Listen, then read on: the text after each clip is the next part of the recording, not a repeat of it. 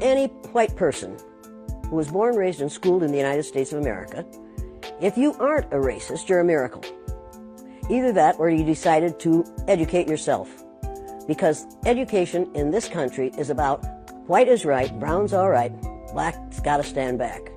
Yellow's mellow, but whites, we educate in a way that says that white males have done all the adventures, have made all the adventures, have done all the discovering, have made everything that is good and has been accomplished according to social studies, which is actually anti-social studies, by white males. It's a lie.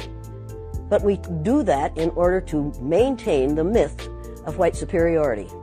The myth of race has to be maintained at all costs in this country. Because if white people have to give up the color of their skin as being something that makes them perfect, what do they have left? If we start teaching the truth about history, if we start teaching about Nile Valley contributions to civilization, it will totally change the way we conduct ourselves in the classroom. It will have to. Columbus didn't discover America. You can't discover a place where people are already living. But we celebrate that every October. It's a lie. We need to get over it. We need to stop telling the myths and start telling the truth. So when you tell people that they're racist, and it must have some kind of effect, because most people will say, I'm not racist. I'm not a racist. Why, some of my best friends are black. Right. Yeah, and then you say, name one. Or this one, I don't see color. And when some woman says to me, I don't see color, I say, I knew that. If you saw color, you wouldn't dye your hair that way. Or I say, if you saw color, you wouldn't wear that shirt with those pants. I believe that you don't see color. It's an attempt to deny skin color. And it's an attempt to deny what's wrong with seeing the color of my skin.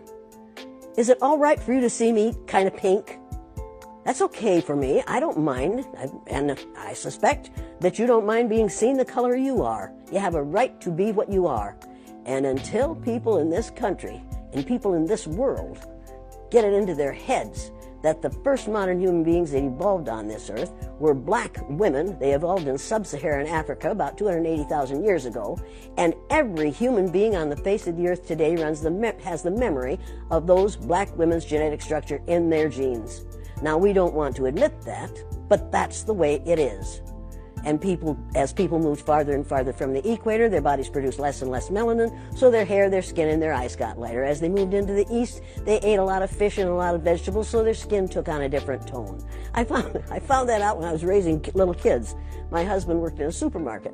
He was the head of the produce department, and they had lots of oranges that they couldn't sell, so he'd bring them home, and I was feeding my kids orange juice like you never saw in your life. They began to have an orange cast to their skin. I thought they had a liver problem. So I took him to the doctor, and she said, what are you feeding these kids? I said, well, lots of orange juice. She said, stop it if you want them to stop being orange.